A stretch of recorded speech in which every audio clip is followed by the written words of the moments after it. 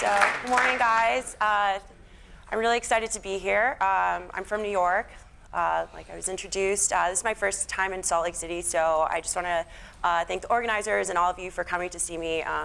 Really excited to be here. I didn't know that at high altitudes you could get so dehydrated. I've drank like 50 gallons of water since I've been here, so yeah, it's been really exciting. So, what? Yeah, if it's cool with you guys, I'd like to keep my shoes on. Is that okay? Sorry.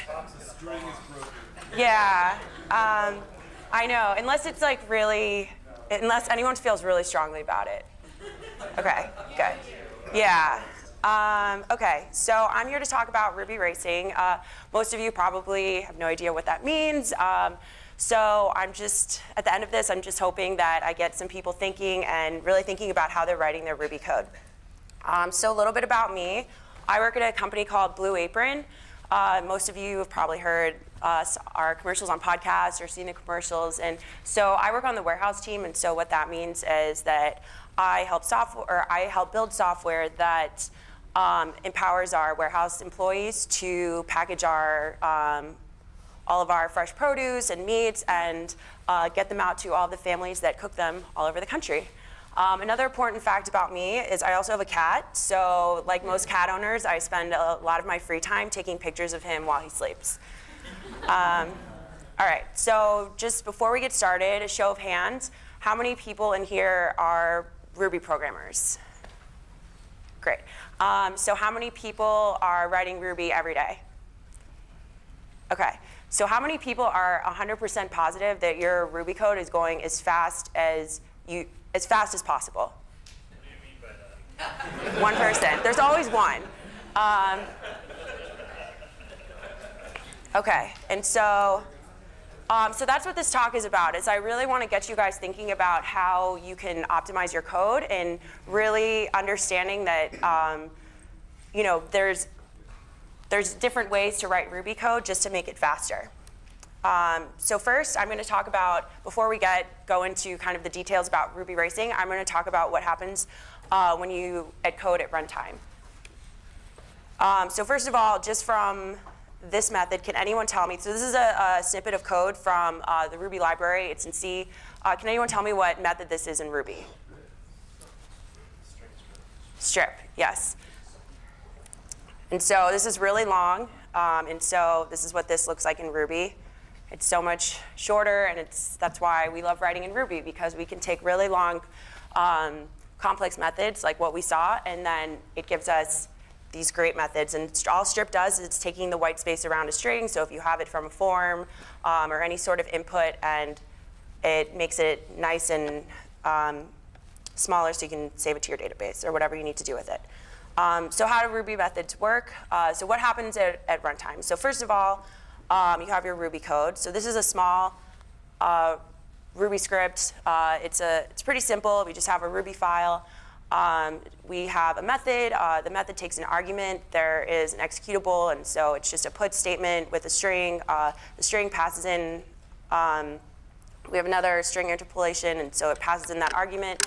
And then we've invoked the method with another string, RubyHACK. So the next step is that this gets, when you run Ruby on your Ruby file, it gets converted into tokens. So we can actually use Ruby's Ripper library, and so it's pretty cool. All you have to do is require it in any sort of IED, so you can pry or IRB or whatever. And so what I've done is read the file, and then we can, so tokens are chunks of code, and they don't necessarily need to be executable or valid. They're just tinier snippets of your Ruby file so that it can be further processed by the VM. So if I call tokenize on this file, it will look something like this. So like I said, it's smaller snippets of code, not necessarily valid. It's just digestible for the VM. And so then the next step is it gets converted into an AST, an abstract syntax tree. And so we can also use the same Ripper library to look at what that might look like to us. And so SX is actually short for symbolic expression. And so that's actually like the tree structure that is that's created so that the VM can interpret it in the next step. So we can call sexp on that file again, and it would look something like this. And so just to point out a few cool things here, we have that it's, we're defining it as a program. We have the definition, the name of the method that we're passing in a parameter. If you look further down, we have void statement, returns nil, so we are not actually returning anything in the method. Some other cool stuff. We have string content, hello. We have string EMB expression. I can't exactly remember what that stands for, but it's basically the identifier for string interpolation. And then down here we have the invoking of the method. So we have say hello, an argument, and then we've identified a string literal that we're passing in, RubyHACK. And so the next step is to convert it into bytecode. And so we can, there's another Ruby class that we can use to actually look at that. So we have Ruby VM instruction sequence and compile on a file that actually returns a compiled object. And then so we can disassemble it. And then, and I left a couple notes here. And so this is actually a new step as of Ruby 1.9. So before, the VM only used to read the AST. And so that's why above that Ruby version, it's so much faster because now we have this next step. It's easier to read from the VM, and so it's a lot faster. So this is what that disassemble method, it outputs from the file. Can anyone tell me what language this looks like? Assembly? Yes, that is correct. And so that bytecode is then interpreted by the YARV, and YARV is short for yet another Ruby VM. So this is only true for CRuby. I know there are different versions of Ruby. There's JRuby, which is read on the JVM. There's Rubinus, which does its own thing. And so those are all compiled and interpreted different ways. So this is only true for the Ruby that's read by the C interpreter. All right. So next, we're going to talk a little bit about speeding up code. So first, I'm going to go into a story about how this came about. So I'm sure everyone in here has either been interviewed or had to interview someone. And so it's always it's an incredibly awkward situation because you're trying to pry at somebody that you don't know. You want to figure out what they know, what they don't know. You want to try to solve problems together and figure out what type of data structures they know and algorithms they know. So a really popular, or not so popular, but there's one engineer that I work with, and he really likes to ask interviewees how to flatten a method or flatten an array, just writing it in Ruby code or writing it in whatever. Basically take Ruby's flatten method and rewrite it. And so I really like this question because it kind of gets to the bottom. Does this interviewee understand recursion? Do they understand the benefits of recursion versus non-recursion? Do they understand different data structures, how to use an array to the best way that they can, how to implement a queue, or not a queue, a stack? And so what we did is, so obviously we wanted to all be able to have our own best case scenario in rewriting this. So we all wrote our own versions of flatten. And then one of my other coworkers, he put it into, we all benchmarked our methods. And so then after that, we were looking at the timing, and we actually found out that the version that I had implemented was faster than Ruby's. So my mind was really blown because I'd never actually thought about speeding up my code, or that maybe some of the code that I was writing is slower than others. You know, I use all these Ruby methods, and I just expect that they're the fastest that they could be, but that's not necessarily the case all the time.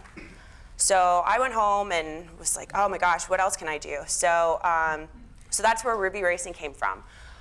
So I started testing a bunch of methods because flatten is a method on array. It was mostly just array methods, so started looking at different sorts. Ruby uses quicksort, and so can I make it faster with different sorting algorithms? That was a total fail, obviously.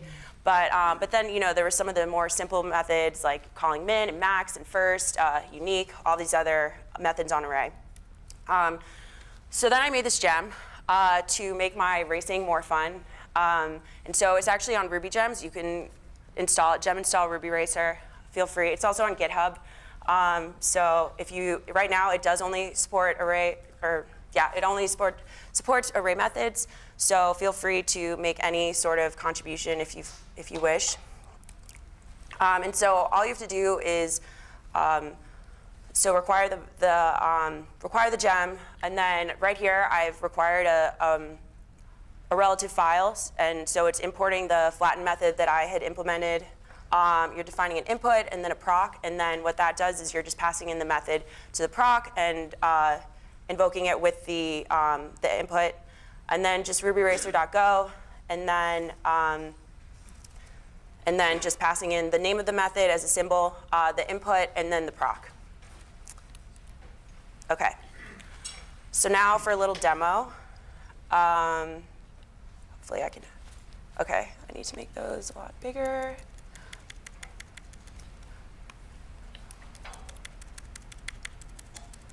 Okay, so first I'm going to show you guys some of the methods that I rewrote, and then we're going to race them. So first, I will show you sort. I mentioned earlier that Ruby uses the quicksort algorithm for their native sort method. So I tried re-implementing that in Ruby with just using primitive methods, so using a while loop and whatnot. It's recursive. So then here's Ruby. Okay, so clearly my version of Ruby was much slower. Or I'm sorry, not Ruby. My version of sort was much slower than Ruby. It's about 2 times faster. No surprise there. So my recommendation is don't try to rewrite sort, just use Ruby's. Okay, so the next method that I tried was unique. So here, and so just to, oops, let me put this, or whatever. So just to point out here, I'm using a while loop, and then this is actually, the complexity of this implementation that I did is O(n) squared, and so what that means is that it's going, for every iteration of the array, it's going over the array again at worst, in like the worst case scenario. Best case scenario, it goes, it stops at the first one or whatever. So this is my implementation of unique.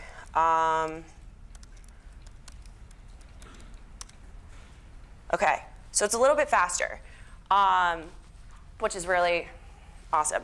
So if you want to rewrite unique to make it a little bit faster, you can actually do that. Although there are some caveats, input might make it a little bit slower. So that's really a toss-up. It's dependent on input and whatnot. Okay, so the next one is max, which is a pretty easy method to implement. This is linear, so input should be, the performance is not dependent on input. And then, so we race max, and look at that, it's actually a lot faster. So if you wanted to implement, or even if you see a way to optimize this even more, if you wanted to implement your own max, you could actually make it a little bit faster. And then the same thing, because min is just the reverse of max, I did that one too, because that was an easy. So same thing, just a little bit of different logic in the conditional. And then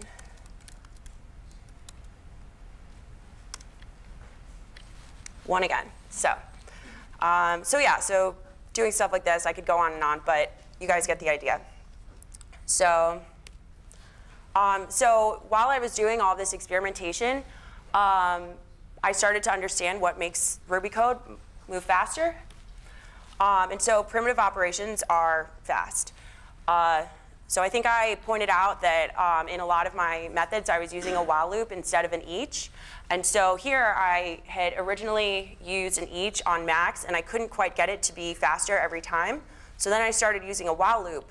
And while loops are tricky because if you don't increment the conditional statement appropriately, then you can get into an infinite loop and it gets really messy. So that's why eaches are a lot better. But if you have total control over your while loop, it's actually a much faster way to run your Ruby code. So here I've benchmarked, and so I just have a really simple operation that I put within the each and within the while. I iterated over it 1,000,000 times, that looks like, and so it's a very simple input. And so while was actually 12% faster than the each after running this test a couple times. And so what I kind of deduce from this is that because each has to pass in a block, I think that the block actually makes it a little bit slower. So while is just iterating and it's performing this same function every single time, but each is actually taking a block, and that invocation of the block actually slows down the method, the code. And then, so the next thing I learned was that array mutation is costly. This should be no surprise to anyone. It's pretty standard, but I thought this was interesting that even though we have the same output, these two are actually pretty different, because the first one, we're actually appending to the array. So we have an empty array, we're appending to it, and so that requires like some analysis of the length, whereas the second line here, we already know the length of the array, and so if we assign 0 to the first index of this array, that's actually a much faster way to get the same output, not input. And then, so I raced these as well. And so again, ran it 1,000,000 times. This is 10% faster than running it, than using an append. That assign is faster. And then, like I said before, complex algorithms are slow. Rewriting them in Ruby, I think sort is a really good example of that. You're probably just better sticking with the Ruby's implementation, because whatever you do, there's always going to be this layer of complexity over it. And so that's why things that are implemented in a linear fashion are much faster, because you can use these primitive methods, and it will go a lot faster. What am I doing on time? All right, so let's dive into some source code. So I told you at the beginning that one of the methods that I looked at was flatten. So this is just some source code from the Ruby language written in C. And so what it actually does is we have the non-destructive flatten and destructive flatten. They both call on the same flatten from the Ruby library. So here's the flatten that both methods use. And then just to point out highlight some of the code. So first we have if it reaches a certain conditional, it actually pushes it into the result that's going to be returned. So flatten is you're dealing with nested arrays, and so it takes it out, it looks at it and analyzes it, and it looks at the depth of what it's taking out of it, and then it puts it into the result. And then if there is a larger depth, then if it's basically an array, it'll push it into, I'm sorry, reverse that. The first one is that it'll push it into the result, and if it is an array, it'll put it on a stack to be reevaluated. And then the next one that we're going to look at is unique. And so let's see. So this first thing here is, this is interesting because it actually takes it actually guards up front and says, OK, if this array is less than or equal to a length of 1, it will just return that array, because we already know that it's going to be a unique array. And then the next part here is that, so in my version of unique, I had actually done a lookup with going through the array each time I was iterating through it to see if I could identify any duplicates. And so what Ruby's version does is actually which is a lot more efficient, it uses a hash map, because the hash map, won't have any duplicates, and then it takes all the keys from the hash map and returns that. All right, so sort, like I said before with flatten, sort does kind of the same thing. It uses the same, duplicates the array, and then it uses the same method that sort bang does, so this destructive method, and then it returns that result. Like I said. OK. So there are a few factors that will affect performance if we are willing to sacrifice other methodologies. So all the stuff that I just explained to you, not necessarily very Rubyist of us. There's a reason that all of these methods are offered to us, because the Ruby language offers these methods, and it's supposed to make it easier and readable and just a happier language. And so performance doesn't necessarily equal code quality. So how do we define code quality? Okay, so I would say that code quality, at least from a Ruby's perspective, it could be argued in a lot of different languages. But first, it needs to be readable. It needs to be testable. And then it also needs to be scalable. So what is Ruby best at? Ruby's good for beginners. And so actually, just to backtrack a little bit, just because the Ruby language isn't as fast as it could be, it doesn't mean that it isn't a great language. There's a lot of different things that make an open source language really great. And so Ruby has a lot of those things, and that's why it's important to kind of evaluate what your language needs are, and look at, okay, what is Ruby good at? And is this the right language for me? So Ruby's really good for beginners. It has lots of included libraries. So like before, I mentioned the Ripper library, so you can look at the compiled output. There's other stuff you can import, like the JSON library and other things. There's lots of open source libraries. So there's lots of Ruby gems that people have written. There's RSpec and Factory Girl, a bunch of stuff for testing. There's a lot of other things that you can use that are really well maintained, and they make developing really a lot easier for people that are working on software. Ruby's extremely easy to debug. I don't know if anyone's ever debugged anything in Java, but it is a complete nightmare. And so Ruby is incredibly much easier to debug than languages where you have to look at where you're getting a bug from the compiled output, and it's just a lot better. It's also easy to compile. See my Java note. And then frameworks. Ruby has a lot of awesome frameworks. I think Rails is a great example of a framework that's been maintained. The fact that it's on version 5 and it's still like flying high is fantastic.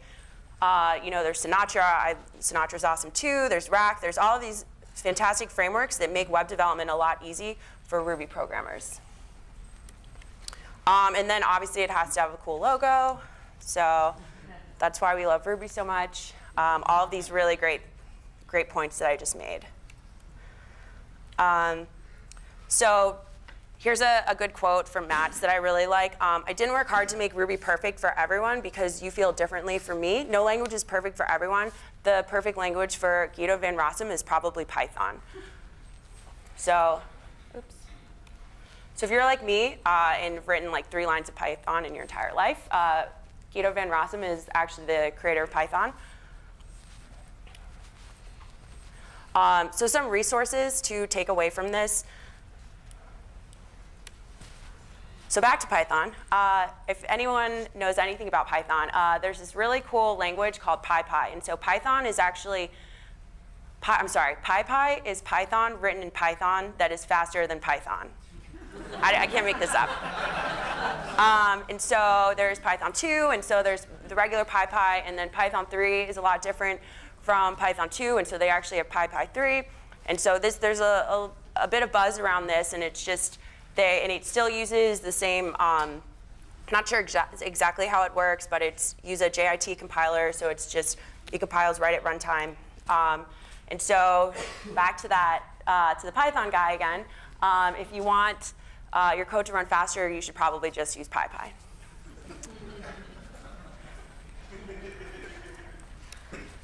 And so this is another really great resource. It's this book called Ruby Under the Microscope, Pat Shaughnessy. I think this was a lot of the inspiration of my talk. I think Catherine said yesterday that a lot of people, Ruby's really good for beginners, and a lot of people start learning Ruby and they don't really understand what's going on under the hood. And so it's really important to kind of understand how things are working, and because just do it. So, and he also has a really awesome blog that covers a lot of the topics that about compilation at runtime and just how Ruby works under the hood.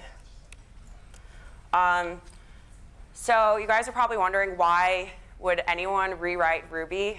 I know it sounds crazy, but if you just hear me out, I was hoping to kind of come to you with this message that you should really test everything that you think you know. As developers, I think we're building things and we're breaking things, and one of the awesome things about our jobs is that it's just this constant journey to learn and to optimize our learning and optimize what we know. And I think that's part of the fun thing about our job is that we can really like experiment with what we're doing, and it actually contributes to what we're working on every day in our jobs. And I think that when we're having fun, we're happy. And so I'll leave you with this quote: Ruby is designed to make programmers happy. And thank you.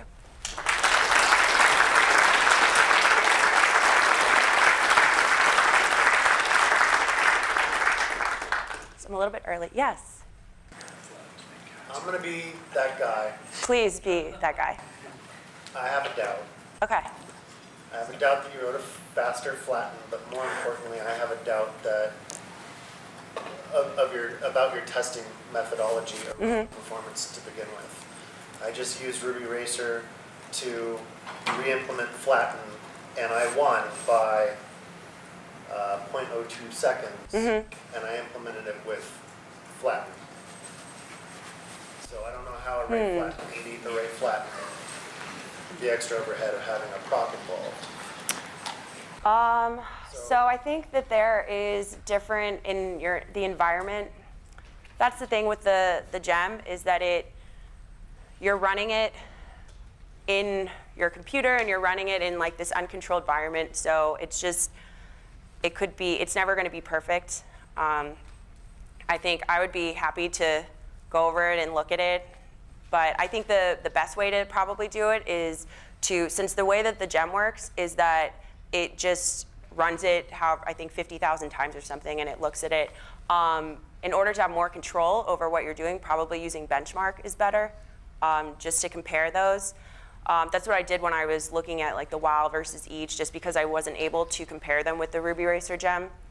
So I would say I'd be happy to look at it afterwards. Are your implementations available anywhere? They're not, but I can put them, I guess I can add them to my slides, or I can add a link to some. Oh, you know what I can do? I can make a gist and then link it to the slides, or link to the slides or the GitHub. I can do that.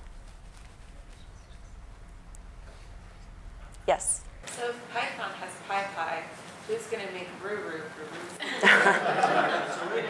We tried to. It was called Rubinius, and it was an utter failure. Well, maybe because you needed a call. There's an implementation of Ruby. It wasn't an ace. Yeah. There's a lot of other parts. Rubinius.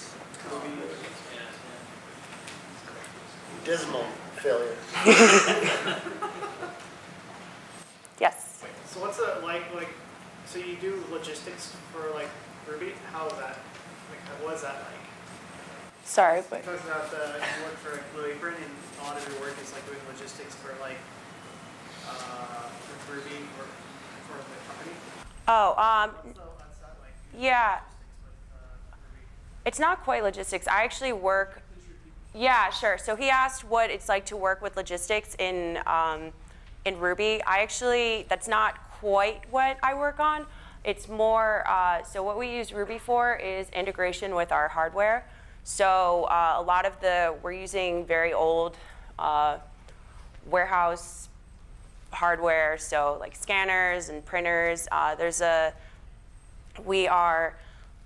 So not a lot of that has any sort of SDK or any easy way to communicate via, there's no HTTP. So it actually uses, all of them use TCP connections, and so that's what we use Ruby for, is actually integrating our Rails services with this hardware via Ruby services. And TCP and whatnot. So that's mainly what I work on. I also do a lot of front-end development with Ember, just because there's a lot of interfaces that we need for our different employees. So, yes. How has writing Ruby Racer changed your everyday coding? He asked, how has Ruby Racer changed my coding? Yeah, just in general, every day. I think it's made me more aware of, how I'm writing my Ruby code. I come from more of a JavaScript background, so I'm very, so I like functional programming, and I think that in Ruby it's very hard to get lost in like the design and the object-oriented practices, and I've heard people call like Ruby code art, you know, and so I think, I've stopped thinking less about the art and more about actual performance. Anyone else? Yes? How many faces were there on that Ruby Racer outcome thing? That's a good question. He asked how many faces were on the little emojis. I'm actually an iPhone user, but I just really like the Google emojis. I like changed all my Slacks to give me Google emojis. They look like little marshmallows. But there's probably 10. Oh, I mean at the end of the thing, the little purple one that you had put in the command line. Oh, those. Oh, there's 6. Yeah, there's 6. There's 3 happy ones and 3 sad ones. Yeah. Yes. I've seen like quite a few like similar benchmarks where it's like this is what this library does, and like I've even seen a couple where people would like, let's say Fibonacci or something where somebody would try to like write it faster in C, and for like certain cases it was actually like way better, like say recursively up to a certain number, so it would be like way faster in C. But then you would write it like iteratively, and there were some like surprising results where like Ruby would actually do it faster than like the specific implementation. And then they would go through and try to figure out like why, you know, like, so like obviously, like, you know, from int32 you have to scale up at some point to like int64 and so on. And like somehow like, but if you put an if statement every time and say how big is this, should I scale up, then that actually slows it down slower than Ruby's. And so I guess what I was saying is just like within specific benchmarks, there could be like 4 like numbers or sets that are really, really large. The Ruby one could actually be faster, but you could, because it's kind of optimized across a large scale, whereas if you test a very narrow part of it, it might end up being a lot faster to write it like in some other way. Yeah. So I think, sorry, that was a lot. What was your question then? Just so I can repeat it. Really, I guess the question was, like, yeah. How many different sets are you actually testing on this? Are you, or even like for instance, like in the case of max, like if the highest number ends up being really soon in a list or something like that, it might end up being faster for one algorithm versus another. Yeah. So he's asking about like, I guess the effect of input on any sort of on performance. I think that's a touchy subject. That's kind of what I wanted to highlight also, is that when I was saying, oh, well, this is really dependent on input, and that's where you get into and you know, people study their entire careers on this. It's just, okay, like, how do we implement this the best way that we can, because this is worst case, this is best case, this is average case, and so you have to be cognizant of all of the, of how input does affect your performance. And so, yeah, like I said, I think it's good to think about these things, maybe use a while loop instead of an each every once in a while. I don't recommend, just because it works for this input, it's going to work for everything, because that's just not the case. Oh, yeah. Does Ruby Racer always test at so many iterations then, or is that what you're doing? Yeah, it tests 50 times, and so so one of the things, the caveats of that is like the invocation of the block is, or not the block, the proc is, could slow it down. There's a lot of external factors. You know, you're running in your local environment, so there's some things that might slow it down, or that Ruby can hang on. You know, there's a lot of caveats to it, but that's the gist of it. Have you put down those, like, the reason why you think why it's going faster? Have you documented that anywhere? No. Okay. On video. Yeah. Okay. I've read some. I benchmarked it. Read a lot on Stack Overflow. Looked at the source code. you know, people can make their assumptions, but. Any other questions? All right. Thank you, everyone.